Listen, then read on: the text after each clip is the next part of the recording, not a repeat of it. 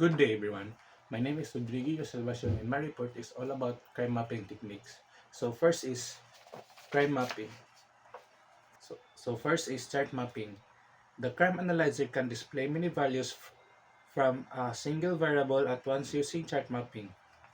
So ang chart mapping or map charting isa ni siya ka uri na data visualization na ginapakita og nagapakita og information bitaw sa isa ka map. Mao ni ang makita nato nga naay color bawat map, naay color para mabalan pila ang data value para para sa particular na location diri sa nato makita ang pagpangawat og mga traffic incident. Two types of chart mapping. So first is pie chart mapping. The values within a variable relative percentage representative by slice of a pie are shown to depict the data for that zone.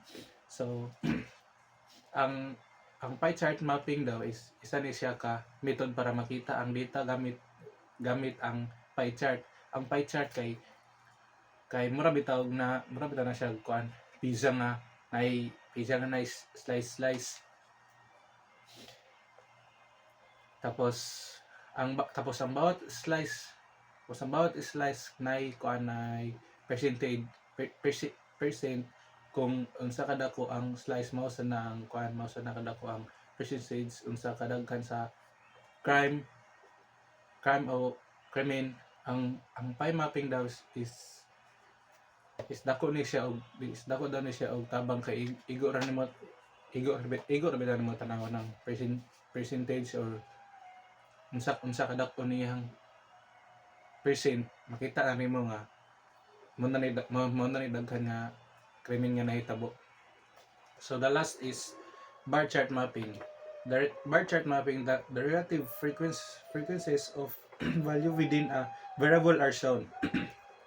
Ang bar chart mapping mao ni siya ang way para makita nato ang data by placing bar charts unsa ka taas o kamubo ang data in different na location.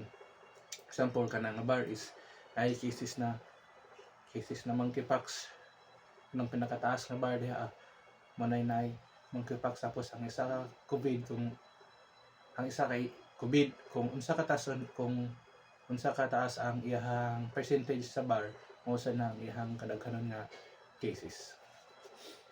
So that's all my report. Thank you.